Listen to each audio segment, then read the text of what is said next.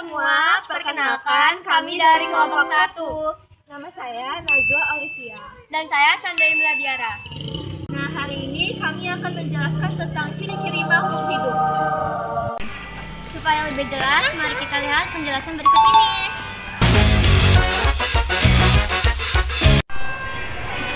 Makhluk hidup terbagi menjadi 4 kelompok, yaitu ada manusia, tumbuhan, hewan, dan mikroorganisme. Ciri-ciri hidup: bernapas, bergerak, membutuhkan makan dan minum, peka terhadap rangsangan, tumbuh dan berkembang. Hidung yaitu organ yang berfungsi sebagai saluran masuknya udara di lingkungan ke dalam rongga hidung yang ada selaput lendir, dan rambut yang berfungsi menyaring dan menghangatkan udara yang masuk. Faring yaitu organ yang terletak di belakang rongga hidung dan menjadi pembatas antara saluran pernapasan dan saluran pencernaan.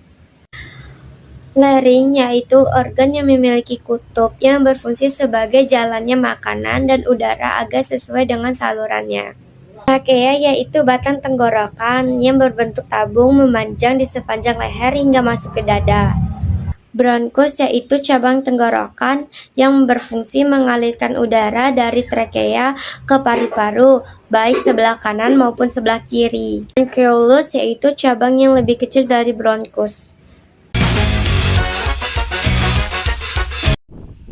Sistem pernapasan pada hewan itu ada paru-paru, kulit, insang, dan trakea. Hewan yang bernapas menggunakan paru-paru itu hewan yang berada di kelas Mamalia, apes, dan beberapa amfibia. Dan kalau kulit, hewan yang bernapas menggunakan kulit itu hewan yang berada pada kelas Annelida, misalnya seperti cacing.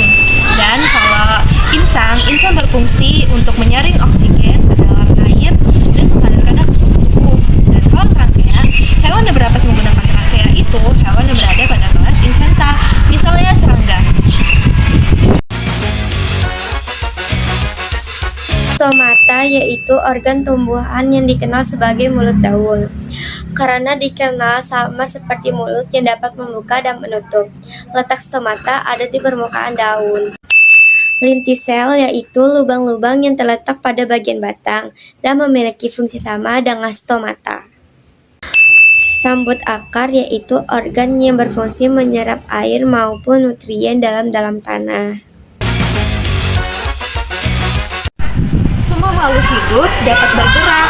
Manusia dan hewan dapat bebas bergerak atau pindah tempat. Untuk bergerak, manusia dan hewan memerlukan alat bantu seperti kaki, sirip, dan sayap.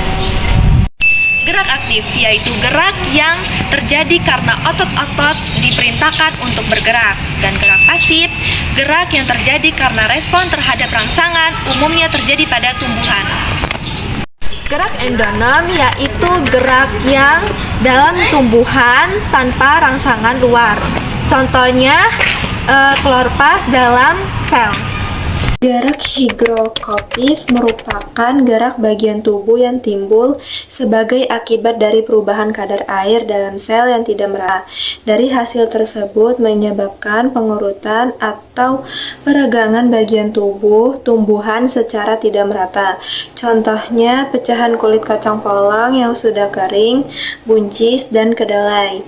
Gerak esionem merupakan gerak tumbuhan sebagai akibat adanya rangsangan dari luar tubuh. Gerak ini dibedakan lagi menjadi tiga jenis, antara lain sebagai berikut. Gerak tropisme yaitu gerak sebagian tubuh tumbuhan yang arahnya dipengaruhi sumber rangkaian tumbuhan.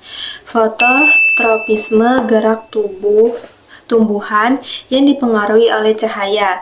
Contohnya batang tanaman yang tumbuh membengkok ke arah jendela karena adanya cahaya. Geotropisme gerak tumbuhan yang dipengaruhi oleh gravitasi. Contohnya akar tanaman yang selalu tumbuh ke dalam tanah.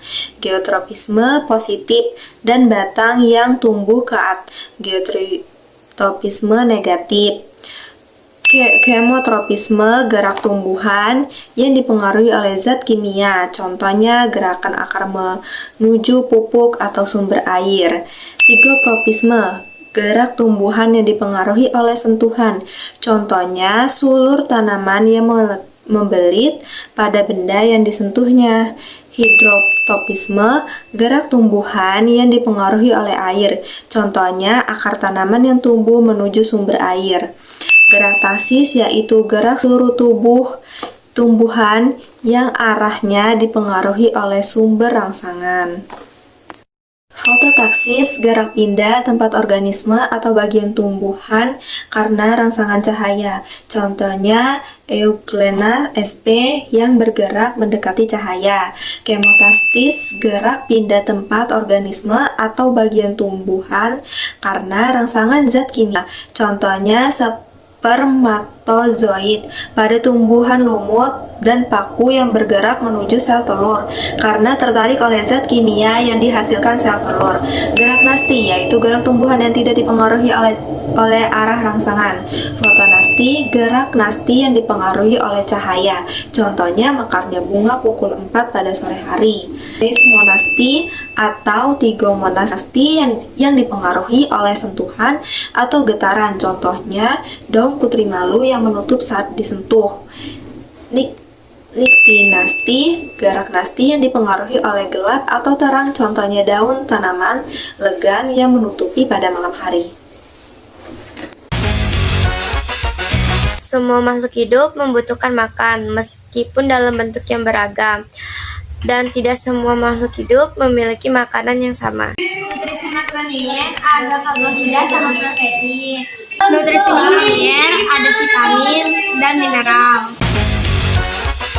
Semua makhluk hidup dapat bereaksi terhadap perubahan yang terjadi di sekitarnya. Reaksi ini timbul jika ada rangsangan dari lingkungan. Rangsangan dapat berupa cahaya, panas, dingin, bau, sentuhan, gratifikasi, rasa, dan lain-lain. Makhluk hidup menggunakan indera untuk mengenali adanya rangsangan. Contohnya lainnya ada pada tumbuhan putri malu yang mencakup ketika daunnya disentuh. Hal ini membuktikan bahwa tumbuhan mampu merespon rangsangan dari luar. Tumbuh dan berkembang. Pertumbuhan adalah proses jumlahnya bertambah dan berat sel makhluk hidup yang bersifat hidup. Berkembang biak atau dapat melakukan proses reproduksi, proses biologis individu untuk menghasilkan individu baru. Tujuannya untuk menjaga kelangsungan hidup dan mewarisi sifat induknya. Cara makhluk hidup berkembang biak sangat beragam. Cara perkembangbiakan hewan dibedakan menjadi 3, yaitu sebagai berikut: beranak, vivipar, misalnya kerbau, monyet, kucing, dan hewan berdaun telinga lainnya. 2. Bertelur, ovipar, misalnya pada hewan yang jenis ungkas, reptil, ikan, dan serangga. 3. Bertelur atau beranak, ovipar, misalnya pada ikan hiu, ikan pari, kuda laut, dan beberapa reptil. Cara perkembangbiakan tumbuhan dibedakan menjadi 2, yaitu sebagai berikut. 1. Kawin generatif, yaitu perkembangbiakan melalui proses penyerbukan pada serbuk sari dan putik bunga. Lalu terbentuklah buah menjadi cadangan makanan dan biji sebagai alat perkembangbiakan.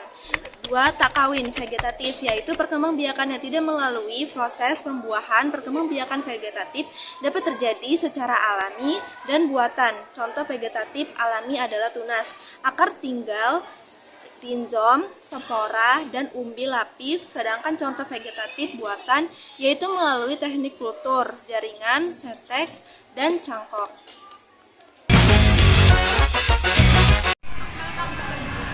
Mengeluarkan zat sisa. Makhluk hidup melakukan proses biokimiawi dalam tubuh yang mengeluarkan zat sisa yang bersifat racun. Kemampuan beradaptasi, yaitu kemampuan atau tindakan untuk menyesuaikan diri dengan lingkungannya.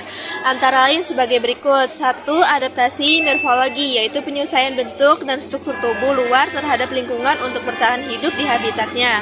Contohnya, tumbuhan air memiliki daun lebih lebar agar dapat membantu proses penguapan menjadi lebih cepat. Hewan di kutub utara memiliki kulit dan rambut yang tebal agar dapat bertahan terhadap dingin.